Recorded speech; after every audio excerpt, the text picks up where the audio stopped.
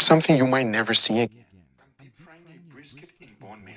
Now, What? doing this experiment is extremely insane. It cost a lot of money. I You see, bet. first I started with a brisket like this. Then I trimmed it up to look nice. But what you don't know is that this brisket is a very cheap one. I'm talking about the lowest quality I could find. I first seasoned it with salt and pepper. Then I put it in the smoker to smoke for 4 hours. Then it was time for the hard work. I had to go ahead and extract a ridiculous that amount look of good. bone marrow. First you roast them, and then they become an oil, especially because bone marrow is 100% fat. Then I took my brisket out of the smoker, placed it in a container, and used a ridiculous amount of bone marrow to submerge the whole thing. Set it in the oven and let it deep fry. Because once it was fully cooked, I wrapped it up, let it rest, and this is what I was left with. Oh, Deep Lord. fried bone marrow brisket. Now, even though this was a lot of work, it will always It be look one of the most juicy. memorable briskets I ever had in my life. Damn. Oh, wow.